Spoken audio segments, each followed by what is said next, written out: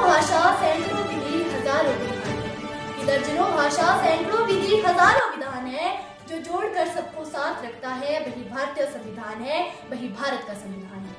नमस्कार, मैं Sneha Thakur, government senior secondary school कोठी की छात्रा आप सभी के समक्ष संविधान दिवस के इस उपलक्ष्य पर अपने विचार व्यक्त करना चाहती हूँ।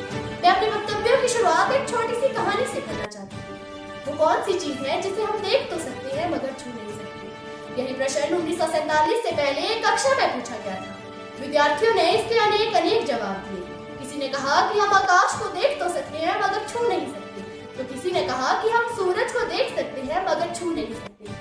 तभी उस कक्षा के बाहर खड़े होकर पढ़ने वाले एक विद्यार्थी ने दबदबाई आंखों से पानी के घड़े की ओर देखकर बोला कि अगर मैं प्यास से तड़प कर मर भी जाऊं ना, तब भी मैं इस घड़े को सिर्फ देख सकता हूं, इसको छू नहीं सकता, क्योंकि मैं एक अछूत हूं।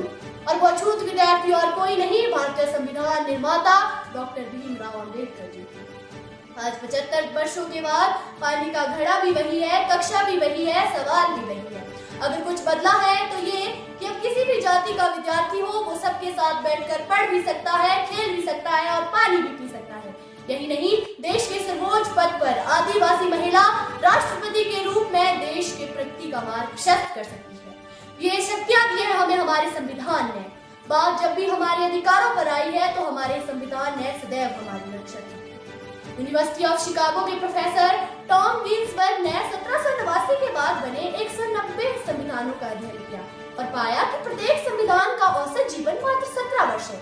परंतु भारत का संविधान भारत के उत्कृष्ट मानवीय उपादानों का नेतृत्व करते हुए आज 75 वर्षों के बाद भी दृढ़ता के साथ विद्यमान है, क्योंकि भारत का संविधान 2 वर्ष 11 महीने के विमर्श से तैयार हुआ एक दस्तावेज नहीं, बल्कि 200 वर्षों की सतत साधना का परिणीत नहीं है। भारतीय संविधान विश्व का सबसे बड़ा संविधान है। ये संविधान बड़ा इसलिए नहीं है क्योंकि ये 1.5 लाख शब्दों से बना है। ये संविधान बड़ा इसलिए है क्योंकि इसमें महात्मा गांधी का हिंद स्वराज, भगत सिंह की क्रांति, बी.आर. अम्बेडकर के सामाजिक न्याय, नेता बोस के सशक्त और संप्रभु भारत की आकांक्षाएं भी परिलक्षित हैं। तमाम जगह देखा गया है कि संवैधानिक मूल्य और मताधिकार की प्राप्ति के लिए आंदोलन हुए हैं, लेकिन भारत में सहजता से प्राप्त संवैधानिक मूल्य और मताधिकार ने शक्ति का संचार किया है।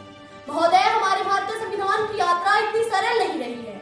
अगर इसने 24 अप्रैल 1976 को केशवनंद भारतीय निर्णय के रूप में सुरक्षा का प्रयास देखा तो 1975 के आपातकाल के रूप में प्रहार भी देखा है। संविधान ये हमारा वो दर्पण है जो हमें हमारा अतीत दिखाता है, वर्तमान समझाता है और भविष्य करता है। लेकिन हमें ये समझना होगा कि संविधान केवल साधन है, साध्य नहीं। ये हमें जमीन तैयार करके दे सकता है, मगर उसे बोने का जिम्मा हमारा है। हमें एक ऐसे राष्ट्र का निर्माण करना होगा जहां हर हाथ को अवसर प्राप्त हो, हर सपनों को ऊंचाई मिल सके, ताकि हम सब भारतवासी गर्व से कह सके कि मैं भारत हूं और भारत मुझ में है। अंत में अपनी वाणी को विराम देते हुए मैं बस इतना ही कहना चाहूंगी कि हमने तहरीर की है कागजों पर सदियों की बातें, कि हमने तहरीर की है कागजों पर सदियों की बातें। संविधान यूं ही नहीं है, हर लफ्ज में कौम की सांसें, हर लफ्ज में कौम की सांसें। धन्यवाद। जय हिंद, जय भारत।